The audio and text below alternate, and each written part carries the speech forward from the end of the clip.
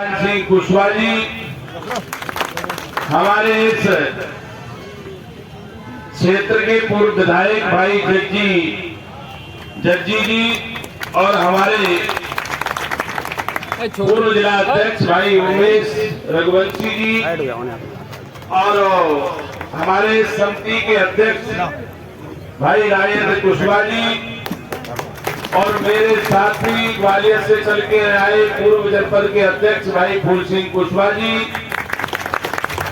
मंचा सिंह, हमारे भाई सोम सिंह कुशवाहा जी, आदरणीय नरेंद्र सिंह कुशवाहा जी, आदरणीय श्रीचरण कुशवाहा जी, आदरणीय गोरेलाल कुशवाहा जी, आदरणीय गुलाब सिंह जी, आदरणीय गोपाल सिंह जी, आदरणीय गंगाराम जी, आदरणीय मेहरबान सिंह जी, आदरणीय कामता प्रसाद जी, आदरणीय दयाशंकर सिंह जी, आदरणीय हंसराज जी, आदरणीय जिला अध्यक्ष उत्तम कुशवाहा जी, आदरणीय बहन सविता कुशवाहा जी, जितेंद्र कुशवाहा जी, चंदन कुशवाहा जी, आदरणीय महेश कुशवाहा जी, आदरणीय गौरव कुशवाहा जी, आदरणीय दिनेश कुशवाहा जी, आदरणीय नीरज पटेल जी, आदरणीय दयाराम जी, आदरणीय रमाशंकर जी, आदरणीय ब्रजमोहन जी, आदरणीय हेमंत जी, आदरणीय दयाल कुशवाहा जी और सम्मानित मंच, कोई नाम छूट गया हो तो लिखने वाले की गलती है।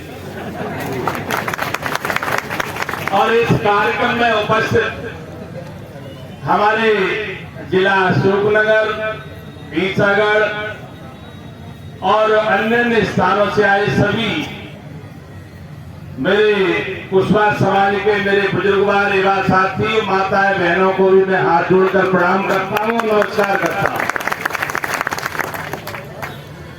वैसे तो ये कि सभी वक्ताओं ने विस्तार से अपनी अपनी बात को रखा है, फिर भी मैं इस अवसर पर यह अवश्य कहना चाहूंगा कि भगवान लवकुश जी की जयंती का चल समारोह और चल समारोह में सवेरे से जो हमारी समिति है और क्षेत्र के लोग हैं, सवेरे से चल समारोह में पैदल चले और पूरे नगर में प्रभात फेरी निकालकर एक भव्य कार्यक्रम का आयोजन किया है। मैं समिति के सभी मित्रों को और यहाँ उपस्थित जनों को भगवान लवकुश जी की जयंती की बहुत बहुत शुभकामनाएं देता हूँ और सफल कार्यक्रम के लिए भी सभी मित्रों को मेरी ओर से बधाई। देखिए, इतना जरूर है, ऐसा कोई समाज नहीं है जिस समाज में किसी न किसी महापुरुष ने किसी न किसी हमारे सम्राट ने जन्म न लिया हो, ऐसा हो ही नहीं सकता है। हर समाज का अपना अपना इतिहास है। किसी भी समाज को उठा के देख लेंगे, देखिए जिसका इतिहास अच्छा है, जिस समाज में एक से एक योद्धाओं ने, एक से एक ऋषियों ने, महापुरुषों ने जन्म लिया है, उस समाज का इतिहास एक बहुत अच्छा इतिहास रहता है। और मैं इतना जरूर कहूंगा कि जिस समाज का इतिहास अच्छा है उसका वर्तमान भी अच्छा है, और जिसका वर्तमान अच्छा है उसका भविष्य भी अच्छा है। अब दिनों दिन परिवर्तन हर समाजों के अंदर आ रहा है। आपने देखा होगा, आज से 10-15 साल 20 साल पहले इतनी बड़ी तादाद में शायद भगवान लवकुश जी की जयंती का कार्यक्रम होता हो। आज प्रसन्नता इस बात की है कि मेरा भी अशोकनगर में आना कई बार हुआ है। बहुत शानदार कार्यक्रम समाज के लोग करते हैं, और ये शानदार कार्यक्रम तब होता है जब समाज में एकता होती है। वास्तव में हमारे समाज में, अशोकनगर में, आसपास में बहुत अच्छी एकता है, एक दूसरे का सम्मान करते हुए लोग कार्यक्रम करते हैं। ये सबसे बड़ी प्रसन्नता की बात है। और नहीं तो देखा होगा कई जगह ऐसी स्थिति निर्मित हो जाती है कि कार्यक्रम किसका है, किसको श्रेय दिया जाए। सबसे अच्छी बात है कि समाज के सभी लोगों का इस कार्यक्रम में योगदान है, समिति का योगदान है। तो निश्चित रूप से मंच पर बैठे सभी लोगों को भी प्रसन्नता है, मुझे भी प्रसन्नता है। देखिए एक चीज और कहना चाहूंगा, कई बातें चल रही थी, धर्मशाला के लिए 10 लाख फलाने ने दिए, 10 लाख मैंने दिए। देखिए कोई कुछ नहीं देता है। आप लोगों का अगर बुलाने का अच्छा भाव नहीं होता तो आज भी हम लोग नहीं आते। आपका मन अच्छा है इसलिए हम लोग तो आएंगे ही, और आने के साथ साथ जो भी समाज के लिए आवश्यकता पड़ेगी जिसको हम दे सकते हैं उसमें हम कभी पीछे नहीं हटेंगे। जय हो सांसद जी की, जय हो। जिंदाबाद जिंदाबाद जिंदाबाद जिंदाबाद। अन्य दल में लोग काम करते हैं, कोई किसी दल में, कोई किसी दल में। ठीक है, ये दल की व्यवस्था है। अकेले जब समाज का संगम होता है तो सब लोगों की उपस्थिति होती है तो सबको अच्छा लगता है। जिसकी ताकत जिस जगह पे उस जगह से समाज को ताकत दे दीजिए। कौन से भी दल में हो, काबिलियत तो ही है क्या उस दल के माध्यम से समाज को भी ताकत मिलना चाहिए, तो ही हम समाज के सूचना। और समाज को स्वागत के लिए, सम्मान के लिए हमेशा अग्र पंक्ति में खड़ा रहता है। और ये बात भी सही है, समाज के बगैर नेता नहीं और नेता के बगैर भी समाज का रखवाला नहीं है।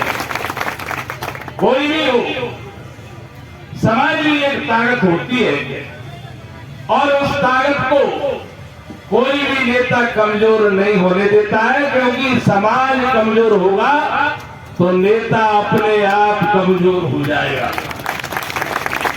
इसलिए सब लोगों का, इसलिए हम सब 85 अतिथियों पे रहे। मैं इतना जरूर कहूंगा और अवश्य कहूंगा, ये परिवार के लोग हो। आप लोग परिवार में वातावरण भी होना चाहिए, खुल के होना चाहिए।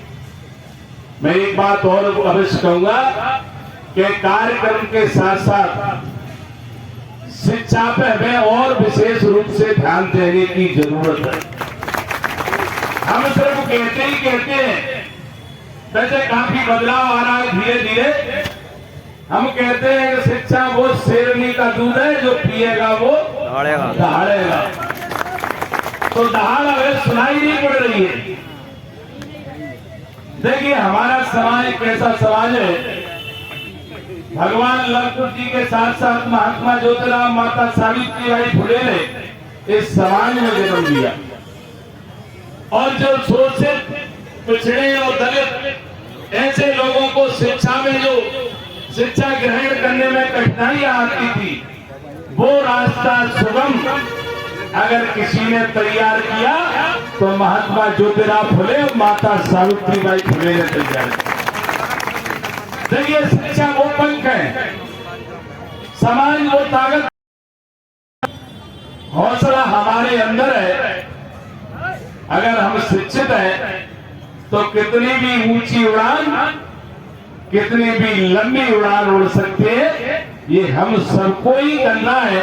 क्योंकि अगर हम शिक्षा के क्षेत्र में ध्यान नहीं देंगे तो हमें अच्छे बुरे का पता नहीं रहेगा। हम शिक्षित नहीं है तो हमें सत्ता का, विपक्ष का पता नहीं रहेगा।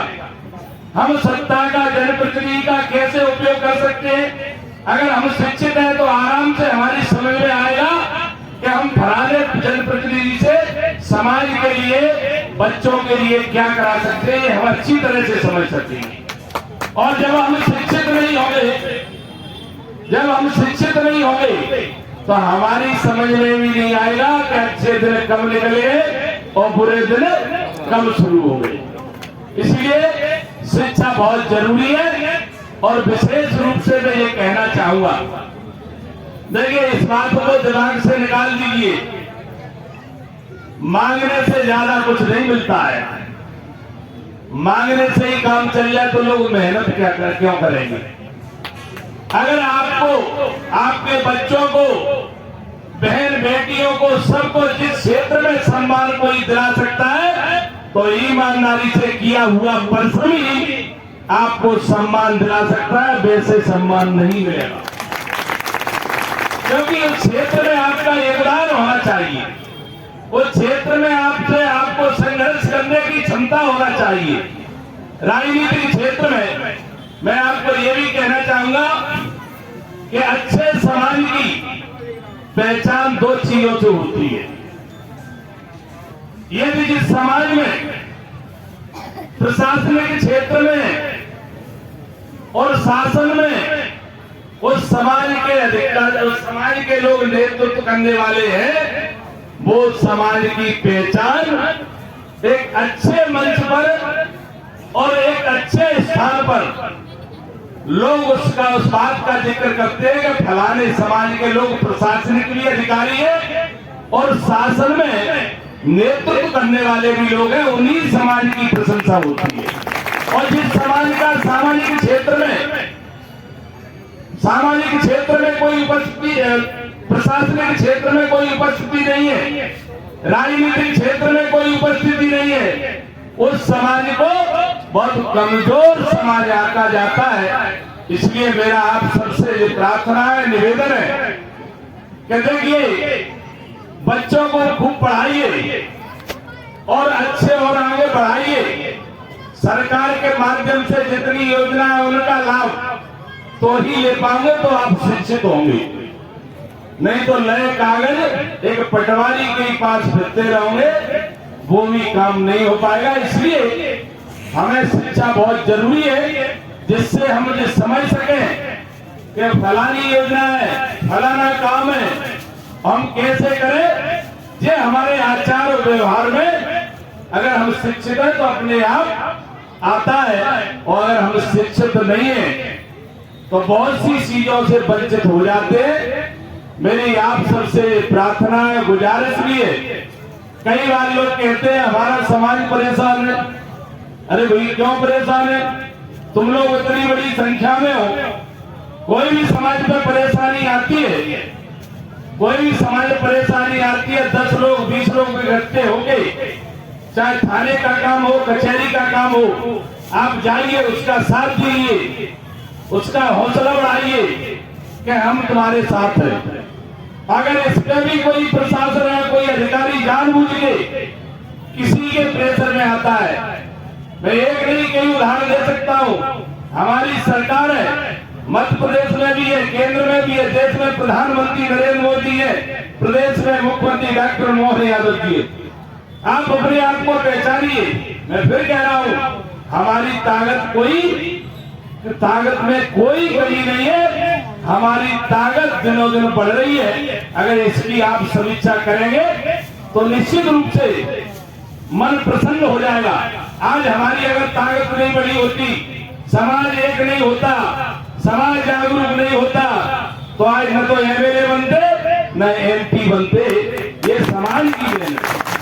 इसलिए आप सबसे प्रार्थना करना चाहूंगा, देखिए एक चीज और है, एकता रखिए,